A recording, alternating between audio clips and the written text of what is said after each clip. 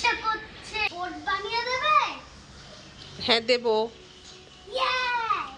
আপনারা তো দেখতেই পেলেন বাইরে হয়েছে প্রচুর বৃষ্টি আর জমে গেছে জল, আর ছেলের আবদার হচ্ছে জলের মধ্যে বোট চালাবে। তো বোট তো বানাতে জানে না, তো সেজন্য আমি বললাম চল তোকে আমি বোট বানানো শিখিয়ে দিই। আশা করছি আপনারা সকলেই বোট বানানো জানেন, কিন্তু আজকে আমি ওকে শেখাবো যে কিভাবে বোট বানাতে হয়। তো তুমি রেডি তো? হ্যাঁ।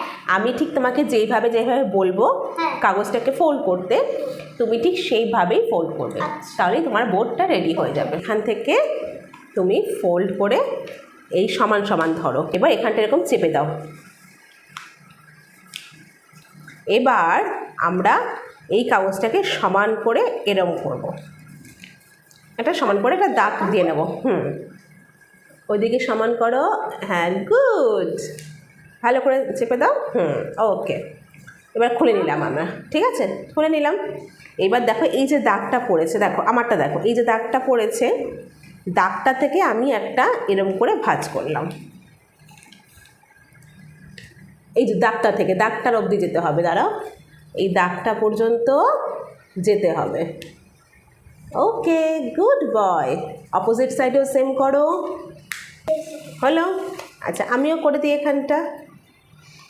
এরকম একটা শেপ আসলো আমাদের বোটের ওপরের দিকটা। আচ্ছা এইভাবে আমরা রেখে দিলাম।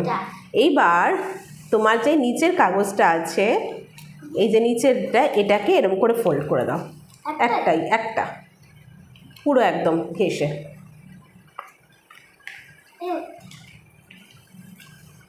Good job, good job. এবার এটাকে এরকম করে উল্টাও, হ্যাঁ এবার নিচে এরকম করে রেখে দাও। এবার অপোজিটের এই কাগজটাকেও এরকম করে ফোল্ড করতে হবে,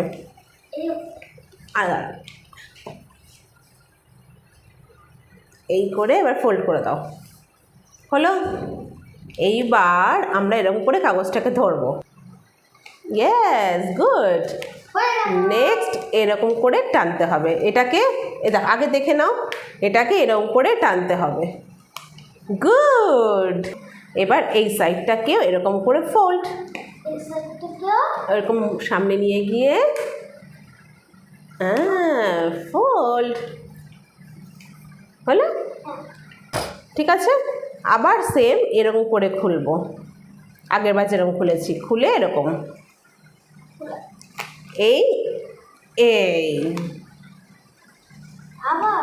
গুড জব। এবার এই দুটো দিকটা ধরে এরকম করে টান মারলেই বোট হয়ে গেল।